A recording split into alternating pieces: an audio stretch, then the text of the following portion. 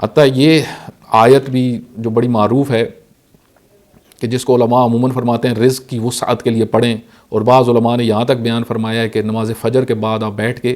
3 دفعہ سورہ توحید اور پھر اس آیت کو 3 دفعہ پڑھیں کہ من یتق اللہ یجعل لہ مخرجا ویرزقہ من حیث لا یحتسب، کہ جو اللہ کا تقوی اختیار کرے اللہ اس کے لیے نکلنے کی جگہ بناتا ہے، مخرج نکلنے کی جگہ، وَيَرْزُقُهُ اور اس کو رزق دیتا ہے من حیث لا یحتسب، وہاں سے جہاں سے وہ گمان بھی نہیں کرتا۔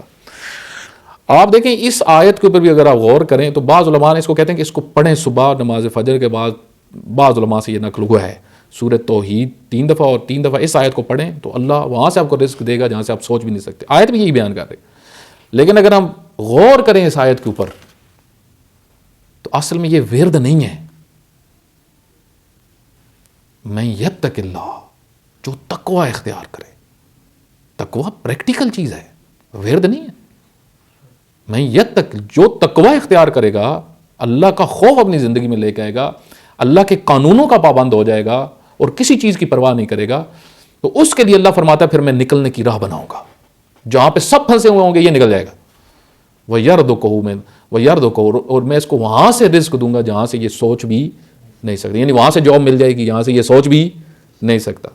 وہاں سے اس کے مسائل حل ہو جائیں گے جہاں سے یہ سوچ بھی نہیں سکتا۔ رہبر معظم بھی یہی رجب کے متعلق بیان فرما رہے تھے نا،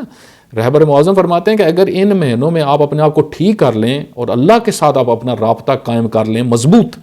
فرماتے ہیں آپ کی زندگی کے بہت سارے مسائل خود بخود حل ہو جائیں گے، کیونکہ اللہ کے ہاتھ میں ہے سب کچھ۔ دیکھیں دل اللہ کے ہاتھ میں، معاملات ساری دنیا کے اللہ کے ہاتھ میں،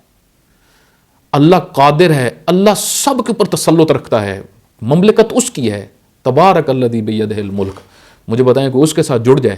اللہ اس کو بھوکا مارے گا، اللہ اس کو تنگ دست کرے گا، اللہ اس کی راہیں بند کر دے گا نہ۔ آپ ارب پتی لوگ دیکھیں، کروڑ پتی لوگ دیکھیں جن کے رستے بند ہوئے پڑے ہیں، ٹھیک ہے۔ تو اس آیت میں جو پیغام ہے من یتق اللہ یجعل لہ مخرجا ویرزقہ من حیث لا یحتسب۔